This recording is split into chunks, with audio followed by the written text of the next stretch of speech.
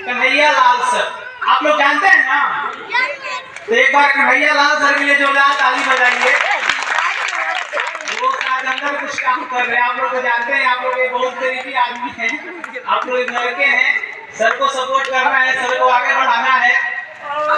और आज के मेन होस्ट कहिए, मेन गेस्ट कहिए, सर्वे सर्वा आप लोग हैं, क्योंकि अगर आप लोग यहाँ पे उपस्थित हुए हैं तभी हम लोग यहाँ पे आए हुए हैं। तो एक बार विशेष करके आप लोग अपने लिए जोरदार ताली बजाइए। चलिए, चाय खेल के आ रहे हैं, टिकट देते हैं आप लोग? क्या लोग? चलिए, बढ़िया है।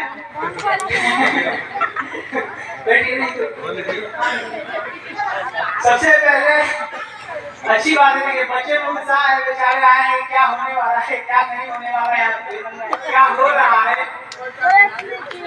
सबसे पहले हम लोग बात कर लेते हैं कंपनी के बारे में, क्योंकि मगध कंपनी एक एकलौता कंपनी है जो कि आप लोगों को बारे में सोचती है, समझती है, क्योंकि हमारी मगध कंपनी फर्स्ट ऐसा कंपनी है जो इस सभा को नाम ही दिया है राजमिस्त्री सम्मान समारोह। मगध कंपनी एक एकलौता कंपनी है जो सर्वप्रथम आप लोगों को सम्मानित करने के लिए, आप लोगों से मिलने के लिए इस सभा को आयोजित करती है। बाकी अब देखा इसकी जो भी है, देखा इसकी जो भी कर ले, लेकिन सर्वप्रथम मगध कंपनी है जो कि ये शुरुआत किया आप लोगों से मिलने के लिए, आप लोगों से बात करने के लिए, आप लोगों के बीच में बात रखने के लिए। जो मगध कंपनी है किसी और की कंपनी नहीं है, ये आपकी और हमारी कंपनी है। आपकी और हमारी कंपनी कैसे हुई? जैसे कि आपके ही घर से कोई बाहर जाता है दिल्ली बॉम्बे काम करने के लिए, और प्रोफेशनल कहीं भी, चाहे वो दिल्ली हो, चाहे बॉम्बे हो, चाहे वो गुजरात हो, कोई भी अलग स्टेट में हम लोग जाते हैं काम करने के लिए, हम ही लोग मान के चलते हैं, अपने ऊपर हम लोग मान के चलते हैं। और हम लोग बाहर जाते हैं काम करने के लिए, अगर वहाँ पर अपने बिहार का कोई भी आदमी मिल जाता है, वो मायने नहीं रखता है वो कौन से जिले के रहने वाला है, कौन से गांव के रहने वाला है, बस हम लोग को मालूम हो जाता है कि भैया ये बिहार का रहने वाला है, तो हम लोग को लगता है कि कोई अपना आदमी मिल गया। अच्छा, ऐसा महसूस होता है कि नहीं बाहर में? तो ये जो मगध कंपनी है, इसीलिए बोल रहे हैं कि कहीं और कंपनी नहीं है, ये आपकी और हमारी कंपनी है। आपकी और हमारी कंपनी कैसे है? क्योंकि ये जो मगध कंपनी है, जो इनके प्रोप्राइटर हैं, जो मालिक हैं, वो कहीं और के रहने वाले नहीं है, वो आपके और हमारे ही घर के रहने वाले हैं। आप लोग बिहार में एक जिला है जो कि विश्व में विख्यात है, एक यूनिवर्सिटी, एक कॉलेज को लेकर के। कौन सा जिला है बिहार में?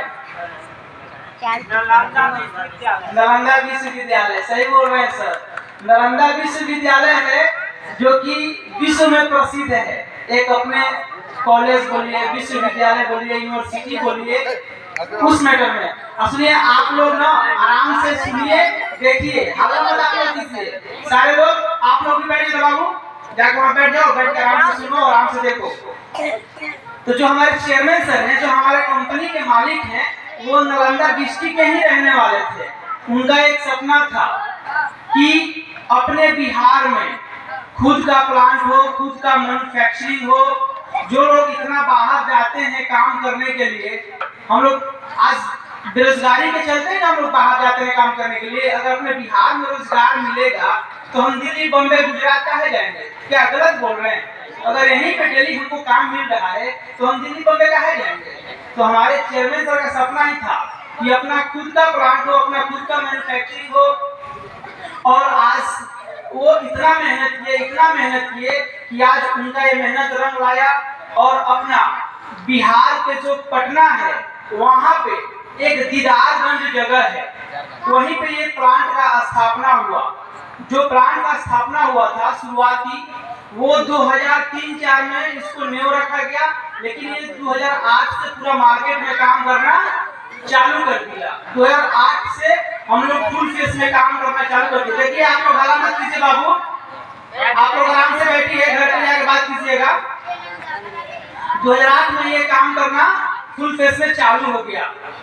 देखिए, एक होता है जो ग्राउंड लेवल से काम करता है ना, जो जमीन से जुड़ा रहता है इंसान, उसको पता रहता है कि भैया मार्केट में हम क्या चीज लाएंगे, किस तरह का क्वालिटी लाएंगे कि हमें मार्केट में अच्छा रिस्पांस मिलेगा।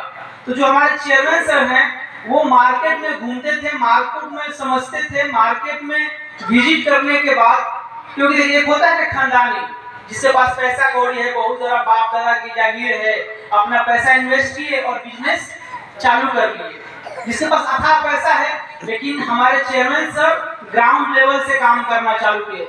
जैसे कि आज यहाँ पे कन्हैया सर काम कर रहे हैं ट्रेडिंग का, आज छड़ का दुकान किए हैं, सीमेंट का दुकान किए हैं, जो भी है कंस्ट्रक्शन लाइन का जो भी एक सामान मिलता है दुकान पे, इसका एक अपना एक दुकान खोल दिए।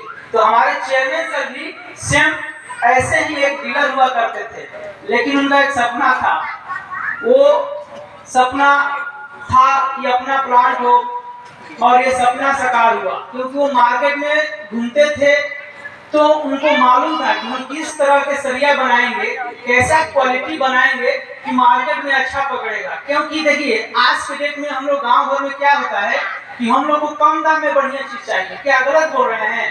कम दाम में बढ़िया चीज, उतना भी कम दाम नहीं कि हम लोग कहीं ना कहीं धोखा खा जाए।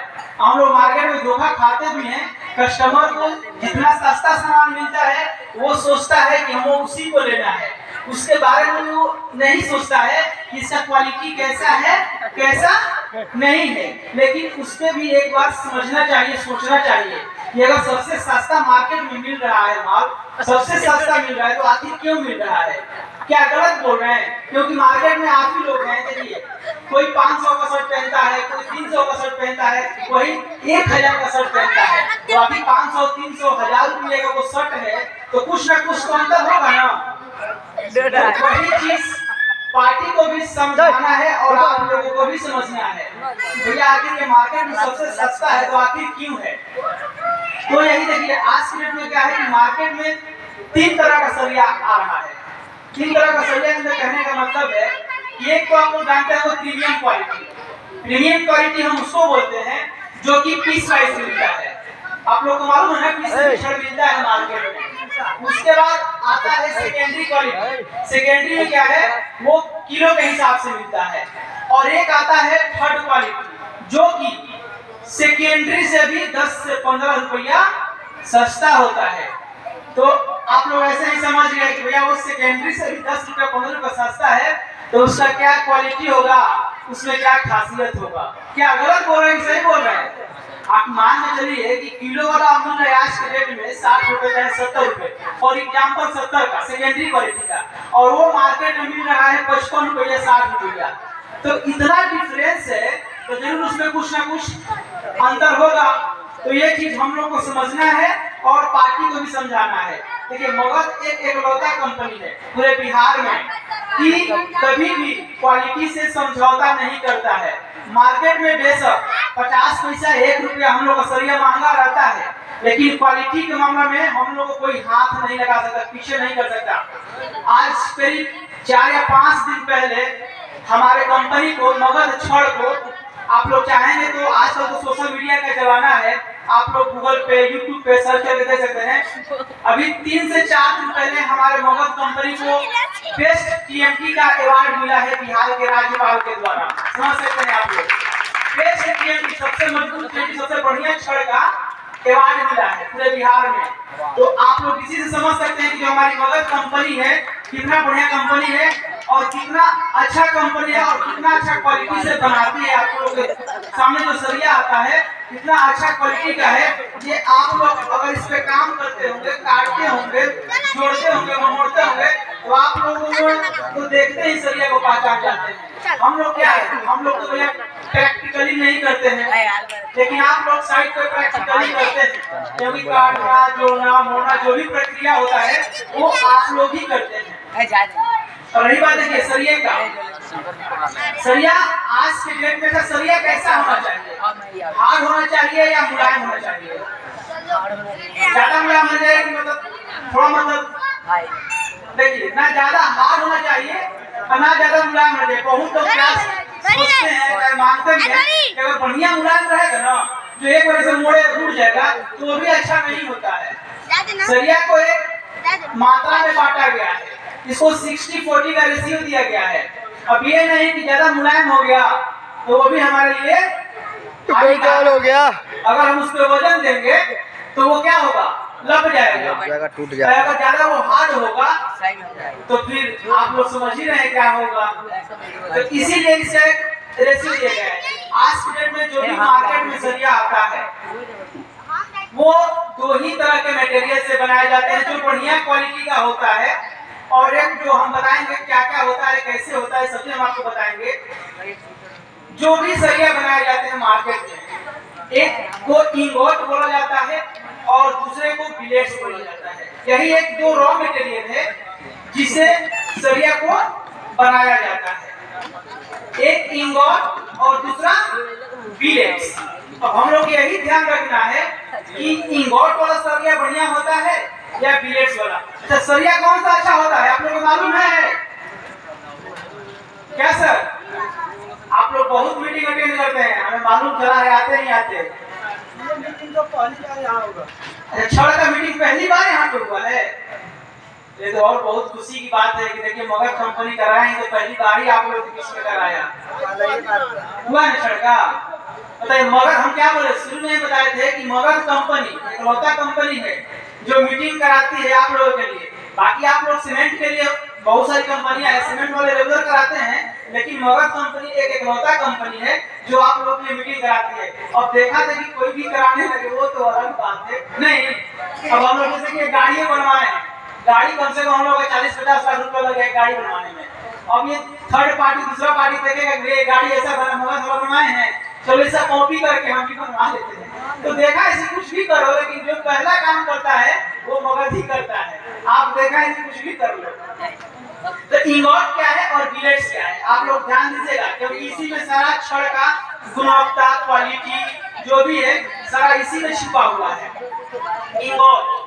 इंगोट हम उसको बोलते हैं जो आप लोग कहीं साइड पे काम वाम करते होंगे, छड़ का कट पीस बच जाता है, ऐसे को कबाड़ी का माल हो गया, या कबाड़ी वाले भाई साहब गांव-गांव में घूम करके जो भी लोहा लकड़ चुनते हैं, खरीदते हैं, नहीं गांव में लोग लोहा लकड़ खरीदते हैं कबाड़ी वाले भाई साहब, वो सारा एक जगह जा करके स्टॉक होता है। स्टॉक होने के बाद क्या होता है उसको गलाया जाता है, क्योंकि वो जब वो गलेगा तभी उससे कुछ बनेगा, क्योंकि वो तो छोटे मोटे कबाड़ी होता ही एक तरह का। गलने के बाद उसको क्या कहता है इंगोट का रूप दिया जाता है। बहुत बड़ा स्लैब बनाया जाता है जो कि वो करीब बहुत वेट होता है। वेट क्या बताना है आप लोगों को जो उसका होना चाहिए गुण वही बता दे रहे हैं। तो इंगोट उससे क्या होता है कि गलाने के बाद उसको इंगोट का रूप दिया जाता है। अब एक चीज आप लोग ही बताइएगा कि जो भी लोहा लकड़ चाहे जो भी चीज हो, अगर उसको हम बार बार गर्म करेंगे, बार बार किसी चीज को अगर हम लोग हीट करते हैं, तो क्या उसमें वो लगने वाला जो भी एलिमेंट्स होता है, जो भी केमिकल होता है, वो सही मात्रा में रह पाएगा? नहीं। कहने का मतलब है कि आप ही एक मान लीजिए कि चावले बनाए घर पे या दाल बनाए, अगर दाल को आप दिन भर में 2 बार 3 बार गर्म करके खाइए तो क्या वो टेस्ट, क्या वो क्वालिटी मिल पाएगा? तो ऐसा अगर हम लोहे का जो स्क्रैप माल हो गया उसको हम गलाए फिर उसको इंगोट बनाए, तो क्या वो जो उसमें एलिमेंट्स होना चाहिए, जो कार्बन होना चाहिए, जो फास्फोरस होना चाहिए, जो सल्फर होना चाहिए, उसमें प्रॉपर मात्रा में रहेगा? क्योंकि वो गर्म होगा तो कुछ ना कुछ उसमें से जलेगा ही जलेगा। तो एक तो ये इंगोट हो गया जो कि स्क्रैप माल बोलते हैं, कबाड़ी का माल बोलते हैं, एक इससे भी छड़ बनाया जाता है। और एक होता है बिलेट्स। बिलेट्स क्या है? जो लोहा खदान से निकलता है, जैसे कि अपने बिहार में 2-3 जगह खदान है लोहे का, आप लोग को मालूम है कि नहीं मालूम है? अच्छा, किसको किसको मालूम है बिहार में लोहे का खदान है? अच्छा, किसी को नहीं मालूम है? बताइए, तो बहुत अच्छा बिहार में किसी को नहीं मालूम है? अपने बिहार में कहीं लोहे का खदान है ही नहीं, ठीक ना? अपने बिहार में कहीं भी लोहे का खदान नहीं है। बिहार के बगल में हो गया, पहले बिहार में था झारखंड में है, छत्तीसगढ़ में, उड़ीसा में है, अपने बिहार में कहीं पर नहीं है। तो जब लोहा खदान से निकलता है तो वो क्या होता है, एक मिट्टी का आकार का बड़े बड़े पत्थर टाइप का होता है। उसमें क्या होता है कि उसमें जो नुकसान में रसायन होते हैं उनको अपने भाषा में समझिए गलाने के बाद स्पॉन्ज आयरन में तब्दील किया जाता है, उसको भी गलाया जाता है। उसको गलाने के बाद क्या होता है कि स्पॉन्ज आयरन में तब्दील कर दिया जाता है और स्पॉन्ज आयरन से उसका बिलेट्स का निर्माण किया जाता है, बिलेट्स का रूप दे दिया जाता है। तो ये आप लोग बताइए कि इंगोट वाला सरिया बढ़िया होता है बिलेट्स वाला, कौन सा होगा सर? समझ में आ रहा है ना? क्योंकि बिलेट्स जो है वो शुद्ध लोहा है और इंगोट अपने भाषा में कबाड़ी, यही ना अपने भाषा में कबाड़ी हो ना। तो जो हमारी मगध कंपनी है, जैसे कि हमने आपको बताया जब मैं बिहार में कहीं पे लोहे का खदान नहीं है, प्लांट नहीं है, तो जाहिर सी बात है कि हम आउट ऑफ स्टेट से ही खरीदेंगे, चाहे वो मुर्शा से मंगाए, चाहे झारखंड से मंगाए, चाहे छत्तीसगढ़ से मंगाए। क्योंकि आज के डेट में सारे लोग अपने दही को खट्टा ही बोलते हैं, कोई मीठा नहीं बोलता है। क्या गलत बोल रहे हैं? सारे लोग अपने दही को खट्टा बोलते हैं, नहीं बोलते हैं? मीठा बोलता है। अच्छा अपने दही को लोग मीठा बोलता है, अच्छा हम खट्टा, ठीक है। अच्छा हाँ चलो देखिए आप लोग हमसे यहाँ पर हैं, बहुत खुशी हुआ कि आप लोग मेरी बात को गौर से सुन रहे हैं, समझ रहे हैं। कोई भी अपने दही को खट्टा नहीं बोलता है। उसी प्रकार जो हम लोग बिलेट्स बाहर से मंगाएंगे, जिस कंपनी से मंगाएंगे, तो वो कभी भी कंपनी बोलेगा कि हमारा बिलेट्स खराब है। क्या गलत बोल रहे हैं? लेकिन हमारा क्या कर्तव्य है, हमारा क्या फर्ज है, उसको अच्छे से जांचना परखना। क्योंकि जो भी सरिया बनेगा वो उसी से बनेगा। अगर रॉ मटेरियल बढ़िया नहीं होगा तो छड़ बढ़िया बनेगा। तो उसी लिए जैसे ही हमारे पास बिलेट्स बाहर से आता है, बिलेट्स का एक ही हीट नहीं होना जरूरी है। जैसे बिलेट्स आता है तो उसमें हीटिंग का सीरियल नंबर लिखा रहता है, ये सी का है, ये बी का है, ये ए का है। वीडियो में खैर हम आपको बता नहीं सके कौन सा बिलेट्स है, क्योंकि बिलेट्स में सारा सीरियल नंबर लिखा रहता है एक ही हीट का। बिलेट्स एक ही हीट पे होना चाहिए। जैसे कि कढ़ाई में गर्म लोहा डाल दिया गया, टेम्परेचर मान लीजिए 100 डिग्री है। एक एग्जांपल हम बता रहे हैं, 100 से ज्यादा होता है, हम एक एग्जांपल में बता के आपको समझ जाइए।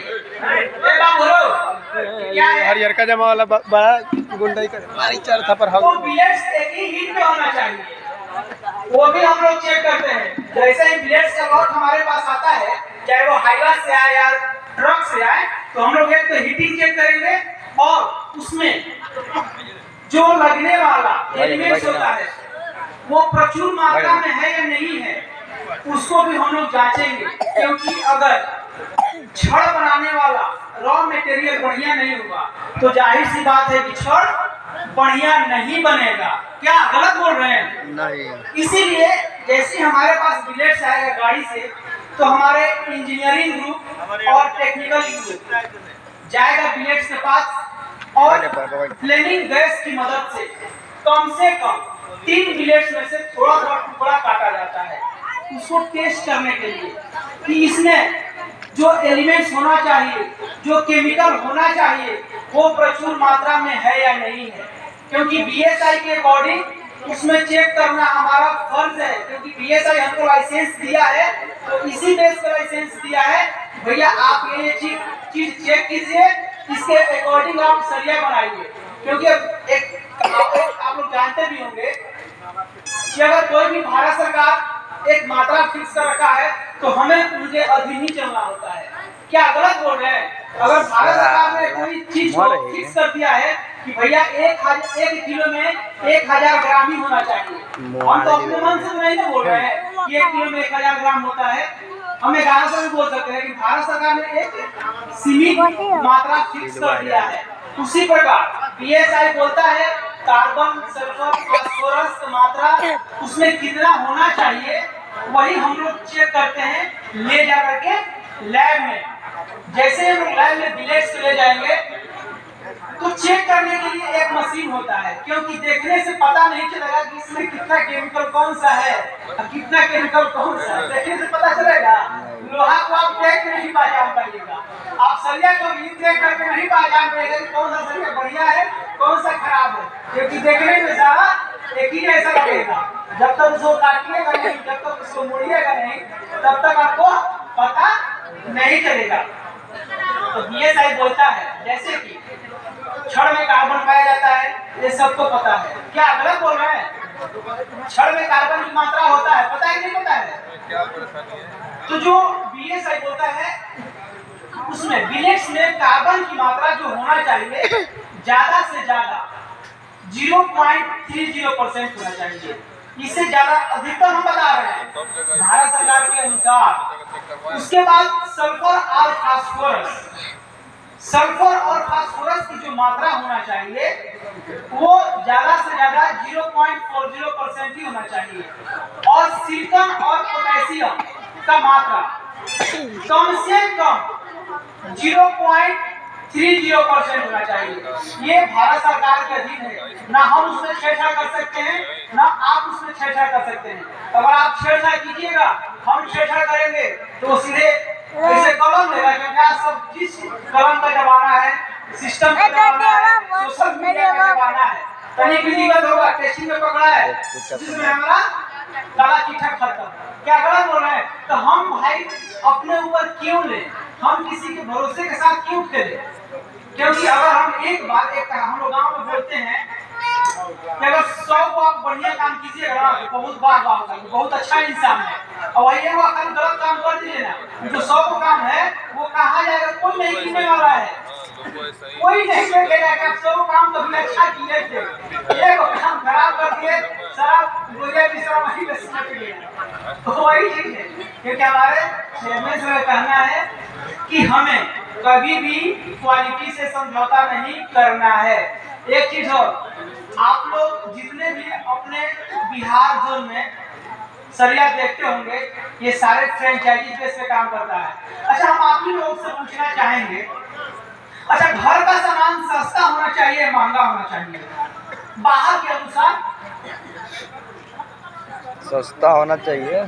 कैसा होना चाहिए? बाहर के अनुसार सस्ता होना चाहिए। सही बोल रहे हैं सर। अगर वही चावल आप घर का है तो 20 रुपए 30 रुपए बेचते होंगे, लेकिन उदाहरण बता रहे हैं, तो वही चावल आप अगर बाहर से खरीदेंगे तो 40 रुपए 50 रुपए मिलेगा। क्या गलत बोल रहे हैं? नहीं। तो घर का सामान सस्ता होना चाहिए और जो बाहर का सामान होता है वो महंगा होना चाहिए। लेकिन हम लोग घर में सामान बना करके और बाहर के सामान से क्या महंगा दे रहे हैं। तो आखिर क्यों महंगा दे रहे हैं? जो आउटसोर्स से आउट ऑफ स्टेट से माल ला रहा है, यहाँ पे डंप करके बेच रहा है, तो उसको तो और भी महंगा होना चाहिए, क्योंकि उसका वहाँ पे लेबर चार्ज गिर रहा है, कन्वेंस गिर रहा है, ट्रांसपोर्ट गिर रहा है, हर तो चार्ज जुड़ेगा कि नहीं जुड़ेगा? लेकिन हम उनसे 50 पैसे से 1 रुपया अपने घर पे बना रहे हैं और घर पे ही बेच रहे हैं, फिर भी महंगा दे रहे हैं। क्यों? क्योंकि हमारा क्वालिटी उससे लाख गुना बेहतर है, वो हमें कभी भी हाथ नहीं लगा सकता। और एक हम आपको बताना चाहेंगे, मगर एक इकलौता कंपनी है कि आप लोगों को कहीं पर भी साइड में दिक्कत आ रहा है तो आप लोग बेझिझक होकर के इस दुकान पर आइए और बोलिए कि भैया मुझे इस साइड में दिक्कत है। आप किसी इंजीनियर को बुलाइए मगर कंपनी के, किसी टेक्निकल वाले को बुलाइए और हमारे मैटर को सुना कीजिए, सॉर्ट आउट कीजिए। और जब तक आपका मैटर सॉर्ट आउट नहीं होगा, जब तक आप सर्टिफाइड नहीं होंगे, संतुष्ट नहीं होंगे, तब तक हमारा कोई भी ग्रुप यहाँ से जाएगा नहीं। क्योंकि हमारे दीदी अगर हम बढ़िया काम करेंगे तो आपसे लड़के करेंगे, खराब काम करेंगे तो हम ऑटोमेटिक पीछे हट जाएंगे। ये उनको लगाने की जरूरत ही नहीं है। क्या गलत बोल रहे हैं? इसीलिए हम बोलते हैं। एक चीज और होता है क्या, जैसे हम यहाँ पे आए हैं, बहुत सारी कंपनियां क्या करती है, दूसरे कंपनी का बुराई भी करती है। आप लोग तो बहुत सारे मीटिंग अटेंड करते हैं, सुनते भी हैं, समझते भी हैं, लेकिन हमारी कंपनी का सीधे वसूल है कि किसी भी कंपनी का बुराई नहीं करनी नहीं चाहिए। करना है। अगर बुराई करेंगे ना तो कल आप ही बोलेंगे कि देखिए मगध सरिया वाला यहाँ पे आया था और फलाना कंपनी के बारे में। एक गाँव को कैसे कहा था कि अपन लोग पेटर में ही निहारते हैं दूसरे का, क्या वही चीज है ना, वो करने लगते हैं। इसी से हम लोग किसी कंपनी का बुराई भी नहीं करते हैं, क्योंकि हमें अपने क्वालिटी और आप लोगों के सहयोग के दम पर आज हम पूरे बिहार में नंबर 1 पे चल रहे हैं। चाहे वो प्रोडक्शन का मामला हो, चाहे वो सेलिंग का मामला हो, चाहे वो डीलर नेटवर्किंग का मामला हो, जितना मगध सरिये का, मगध कंपनी का हर चीज मार्केट में है, उतना दूसरे कंपनी का नामो निशान ना है। आज मोतिहारी डिस्ट्रिक्ट में, मगध पूरे बिहार में बता रहे हैं, हम पूरे बिहार जोन में बता रहे हैं, आप ध्यान दीजिएगा। पूरे बिहार जोन में मोतिहारी में अभी मगध नंबर 1 पे चल रहा है सेलिंग के मामले में। आप लोग समझ सकते हैं, ये आप लोग के सहयोग के चलते। इससे पहले गया था, गया डिस्ट्रिक्ट, गया जिला का नाम जानते होंगे, लेकिन गया को आप लोग पछाड़ते हुए आगे निकल गए, नंबर 1 पे निकल गया मोतिहारी डिस्ट्रिक्ट। ये आप लोग का सहयोग है, आप लोग का समर्थन है। तो ईवन और विलेज को आप लोग समझ लिए, उसको हम लोग चेक करने के बाद क्या होता है, जो विलेज का साइज होता है वो 6 मीटर में आता है, जो उसकी मोटाई कहिए चाहे चौड़ाई कहिए वो 100 mm की आती है। उसको 2 भाग में बांट लेता है, बांटने के बाद वो जाता है भट्ठी के पास, जहाँ पे गर्म होता है। गर्म होगा तभी तो छड़ बनेगा, गर्म होगा तो छड़ कैसे बनेगा। जो भट्ठी का टेम्परेचर होता है आपका 1100 से 1200 डिग्री होता है। ब्लेड को डाल दिया जाता है, ब्लेड को डालने के बाद जैसे ही वो 1100-1200 डिग्री पे गर्म हो जाएगा तो वो फर्सिंग क्रॉस रोलिंग, जैसे कि आप लोग वीडियो में देखे भी होंगे कि एक लोहे का लाभ मतलब गोटा टाइप का गोल गोल गोल गोल गोल पूरा तेजी में घूम रहा है। आप लोग वीडियो में देखे हैं ना, वही पीरियड से जैसे 1100 डिग्री पे टेम्परेचर गर्म होता है तो वो रोलिंग में चलने लगता है। मान लीजिए 100 mm का है तो एक बार में तो वो 10 mm पे आएगा नहीं, 20 mm पे आएगा नहीं, वो आपका टायर डिडक्शन होते रहता है। जितने रोलिंग में घूमेगा हर जगह टायर लगा रहता है। जैसे मान लीजिए हमें फाइनली निकालना है 10 mm का, तो फाइनली हम 10 mm का अपना टायर फिट कर देंगे, और जैसे ही फाइनली 10 mm का टायर फिट हो गया और 10 mm पे आया तो उसमें 3 से 4 प्रक्रिया होता है। छड़ बनने के बाद उसमें क्या होता है, ग्रिप बनता है, जिसको आप लोग रेशा बोलते हैं, क्या बोलते हैं, गांठ। उसमें कुंचिन पंचिंग होता है, जिसमें कि कंपनियों का नाम, ISI प्रमाणित और ये जैसे ही चीज बनता है फिर उसके बाद TMT बॉक्स में जाता है। आप लोग सारे सरिया के ऊपर देखते होंगे फलना TMT, फलना TMT, मगध TMT, ये TMT आप लोग देखते हैं, नहीं देखते हैं सारे सरिया के ऊपर। आप लोग कभी ये जानने की कोशिश किए हैं ये TMT क्या है, इससे फायदा क्या है, इससे घाटा क्या है, इसका मतलब क्या होता है? कोई भी आप ये बता सकता है? कोई भी सर नहीं जानते हैं, लेकिन TMT जानते हैं ना कि TMT और सरिया बढ़िया होता है। क्या गलत बोल रहे हैं? हाँ, देखिए TMT क्या है, एक प्रोसेस है। बहुत सारी कंपनियां लिखती है कि हम TMT हैं, तो आप लोग उनसे पूछ भी सकते हैं या कह भी सकते हैं भैया अगर आप TMT प्रोसेस से छड़ बनाते हैं तो आप लोग के पास कोई ना कोई प्रूफ होगा ना। क्या आप मिस्त्री हैं, चाहे ठेकेदार हैं, चाहे मजदूर हैं, तो गांव भर लोग जानते हैं फलाना मिस्त्री है, फलाना ठेकेदार है। क्या गलत बोल रहे हैं? तो आप लोग का ये हक है, अधिकार है, क्योंकि आप लोग साइट पे काम करते हैं तो बहुत सारे लोग जाते होंगे साइट पे आप लोगों से बात करने के लिए, भैया ये चीज लगाइए, ऐसे लगाइए। तो आप लोगों से कहने से नहीं होता, लिखने से नहीं होता है, उसका एविडेंस, उसका प्रूफ होना चाहिए। क्या गलत बोल रहे हैं?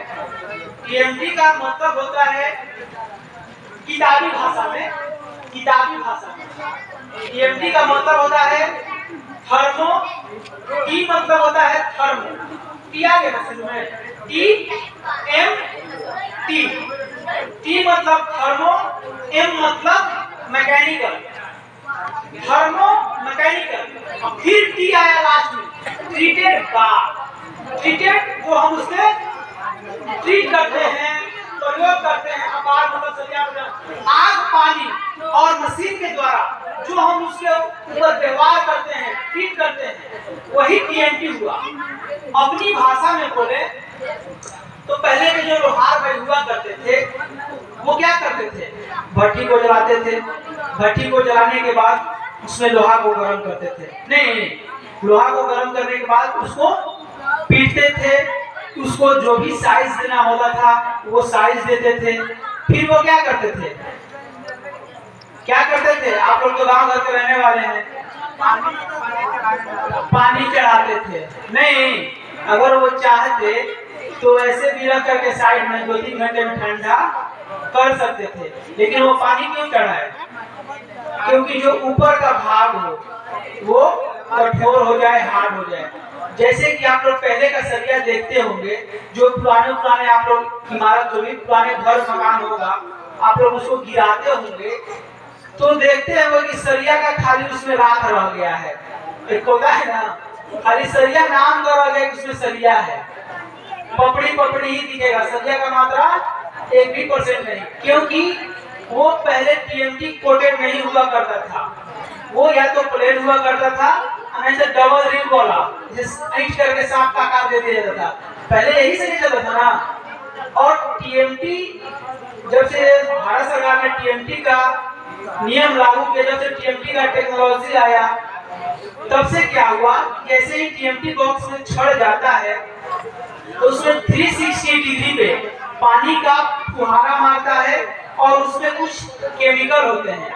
जैसे ही वो सरिया पे पड़ेगा तो जो ऊपर का भाग होता है वो क्या हो जाएगा, कठोर हो जाएगा, हार्ड हो जाएगा, और जो नीचे का भाग होगा वो मुलायम हो जाएगा, लचीलापन हो जाएगा। वो 60-40 का रेशियो चलता है। तो जैसे कि हमने बताया कि छड़ को हार्ड भी होना चाहिए और मुलायम भी होना चाहिए। इतना प्रोसेस होने के बाद छड़ को जैसे ही टीएमटी बॉक्स से बाहर निकला, उसको 12 मीटर पे कट कर लिया जाता है। कट करने के बाद फिर उसमें हम लोग एक और चीज चेक करते हैं, उसका स्ट्रेंथ, उसका ग्रेड, जो कि हम लोग मार्केट में बोलते हैं 550, 600, 400, 300, पता नहीं बहुत सारा कंपनी क्या क्या लिख रही है। हमें लिखने से थोड़ी मतलब है, हम बोल रहे हैं कि हम देश के प्राइम मिनिस्टर हैं, तो आप समझिए हम प्राइम मिनिस्टर हैं, क्या गलत बोल रहे हैं? नहीं, सही। तो लिखने दीजिए, उसके लिए हम लोग उसको चेक करते हैं, उसका ग्रेड चेक करेंगे। जैसे 500 होगा तो 2 फीट का हम लोग सरिया लेंगे, उसको ले जाएंगे लैब में। लैब में एक मशीन होता है यूटीए मशीन होता है, यूनिवर्सल टेस्टिंग मशीन। उसका काम ही है उस सरिया को ग्रेड को बताना, उसके स्ट्रेंथ को बताना, उसकी मजबूती को बताना। सरिया को क्या करते हैं हमारे जो इंजीनियरिंग ग्रुप है, यूटीए मशीन में लगा देंगे और कंप्यूटर लगा रहता है। कंप्यूटर पे वो शो करता है कि ये जो सरिया है कितने ग्रेड का है, कितने पे ये बैंड हो जा रहा है। ग्रेड क्या है? लोड सहने की क्षमता, ग्रेड यही है ना।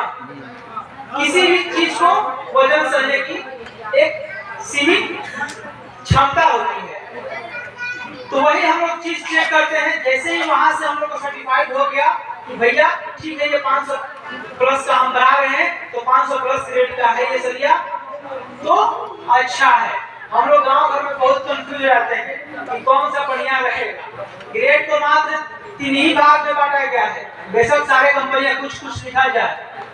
जो आप लोग इसका बुक पढ़ेंगे इंजीनियरिंग का, तो उसमें 3 ही भाग में इसको डिवाइड किया गया है।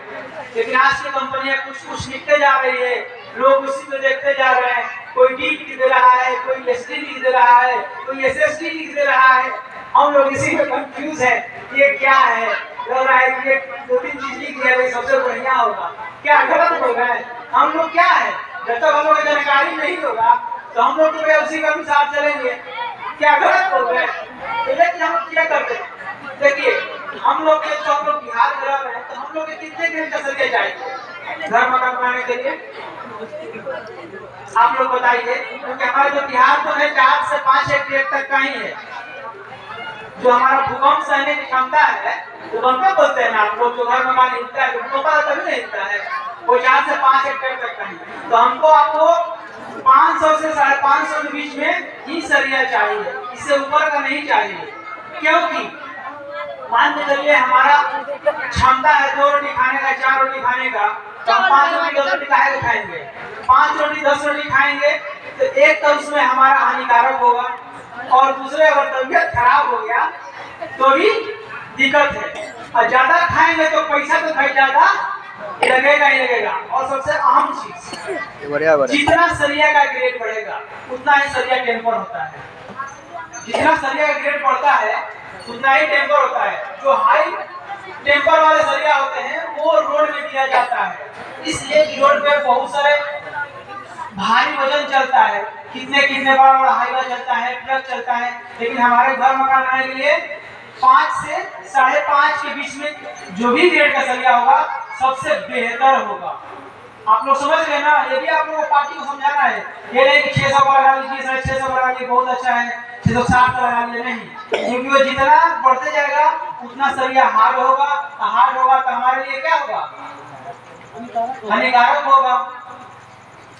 जैसे हम चेक करते हैं, चेक करने के बाद आज के डेट में जो भी आप लोग के सामने या समीप या आप लोग के पास में मगध का जो भी सरिया आता है, एक अच्छे टेक्नीशियन और एक अच्छे इंजीनियर के द्वारा जांचने और परखने की ही बात आता है। सबसे बड़ी बात एक और हम चीज बताएंगे आप लोगों को।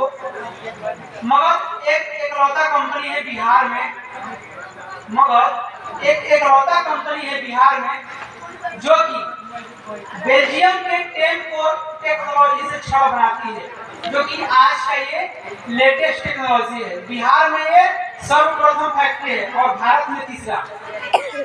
भारत लेवल पे कितने नंबर पे आता है? 3 नंबर पे। भारत में 3 नंबर पे आता है, जो कि आप लोग समझ सकते हैं। भारत अपना देश में 3 नंबर पे आ रहा है और बिहार में 1 नंबर पे, क्योंकि 2 और ब्रांड है जो कि वो सब इंटरनेशनल ब्रांड है। वो नेशनल भी नहीं है, इंटरनेशनल है। उसका जो इंपोर्ट एक्सपोर्ट होता है वो विदेश में भी होता है। वो भारत का ही ब्रांड है लेकिन वो बाहर में भी जाता है। आज के डेट में जो दुबई में बुर्ज खलीफा जो बना हुआ है, आप लोग देखे हो कितना बड़ा नेट पे, वो भी अपने भारत के ही सरिया से बना हुआ है। तो वो एक कंपनी हुआ जो कि बेल्जियम के टेक्नोलॉजी यूज करता है, और दूसरा आपका एक और है, और तीसरा अपना कौन सा? मगध है, जो कि इस टेक्नोलॉजी का इस्तेमाल करती है। एक चीज और हम बताएंगे आप लोगों को। हम लोग देखिए घर मकान तो बनाते हैं, हम लोग छड़ को अच्छी तरह जानते हैं कि छड़ लगाना चाहिए, लेकिन हम लोग कहाँ मार खा जाते हैं? या तो चूड़ी पे मार खा जाते हैं या तार में मार खा जाते हैं। क्योंकि चूड़ी होता है क्या है? सस्ता होता है। चलो सस्ता है क्या, हम लोग कौन देख रहा है, तो ये हम लोग सोचते हैं ना, चाहे पार्टी भी सोचता है। लेकिन ये आप लोगों को समझाना है कि देखिए शरीर में जितना योगदान एक ये बैकबोन का है, रीढ़ का हड्डी क्या है, एक तरह घर मकान में क्या है? कॉलम है। जो हम लोग घर में कॉलम बनाते हैं, एक तरह का ये बैकबोन हो गया। रीढ़ का हड्डी क्या है? हमारे शरीर के लिए कॉलम ही है ना। तो जितना हमारे बैकबोन का शरीर में आवश्यकता है, इम्पोर्टेंट है, वैसे ही हमारे हाथ का भी उतना ही योगदान है, पैर का ही उतना ही योगदान है। तो भाई हम लोग सरिया तो बढ़िया लगाते हैं, मार कहते हैं या तो तार में और नहीं तो फिर चूड़ी में, लिंक में या क्वाइल में।